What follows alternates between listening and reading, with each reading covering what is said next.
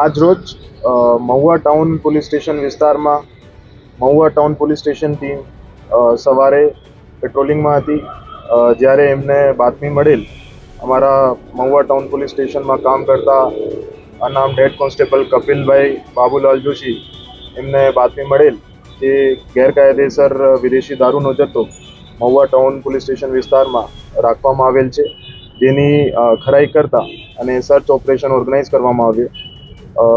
જે બાતમીના આધારે સવારે ભવાનીનગર વિસ્તારમાં લાલ ખાંભા વિસ્તારમાં આવેલ વિષ્ણુભાઈ નાથાભાઈ ગુજરિયાની પતરાની શેડવાળી જગ્યામાં સરકારી પંચો સાથે પહોંચતા ત્યાં ગેરકાયદેસર વિદેશી દારૂનો મોટો જથ્થો પકડવામાં આવેલ છે, જેમાં સ્થળ ઉપરથી 4 આરોપી પણ પકડી લેવામાં આવેલ છે, જેનું નામ છે વિષ્ણુભાઈ નાથાભાઈ ગુજરિયા, મુર્તુજાભાઈ અસગરભાઈ ચોકવાલા, વિજયભાઈ છનાભાઈ કવાડ, ત્રણે રહે મહુવા, અને ચોથું છે દશરથભાઈ કાનજીભાઈ શિયાળ, મૂળ રહે રાજુલા, જિલ્લા અમરેલી.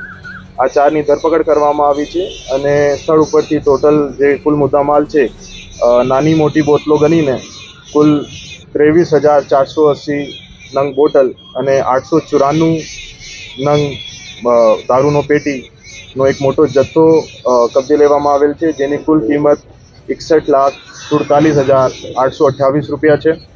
આ સિવાય સ્થળ ઉપરથી 12 વાહનો કબજે લેવામાં આવેલ છે, જેમાં એક આઈશર ટ્રક છે, 3 સ્વિફ્ટ ગાડી છે, એક ઇકો ગાડી છે, 2 બોલેરો છે, 2 અશોક લેલેન્ડ દોસ્ત છે અને 3 મોટરસાઇકલ છે, જેની કુલ કિંમત 48,50,000 રૂપિયા છે.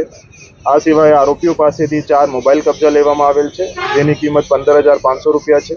ટોટલ કુલ મુદ્દામાલ જે કબજે લેવામાં આવ્યું છે એની કિંમત 1,10,13,328 રૂપિયા છે. અને આ કેસ જે છે Mahuva town police station team દ્વારા સફળ તરીકેથી કરવામાં આવ્યું છે અને હાલ સુધી મહુવા ડિવિઝનનો આ સૌથી મોટો કેસ છે. એવી ગેરકાયદેસર પ્રવૃત્તિઓ જે વિસ્તારમાં ચાલતી હોય એના વિરુદ્ધ મહુવા ડિવિઝન પોલીસ તરફથી અને ભાવનગર જિલ્લા પોલીસ તરફથી કડક કાર્યવાહી કરવામાં આવી રહી છે અને આ કેસમાં પણ આગળની તપાસ હાથ ધરવામાં આવ્યું છે. જેટલા પણ આરોપીઓ આ ગુના સાથે સંકળાયેલા છે એની ધરપકડ કરવામાં આવે છે. હાલમાં ક્યાંથી માલ આવ્યો હતો ને ક્યાં કોને દેવાનો તેને જે માલ છે એ નાની મોટી બોટલો અલગ અલગ જગ્યાની છે. અમુક જે માલ છે પંજાબ બાજુનો છે, અમુક મહારાષ્ટ્ર અને દમણ દીવ બાજુનો છે. તો એના માલની ખરાઈ કરીને એના જે એન્ડ સુધી પહોંચવામાં આવશે.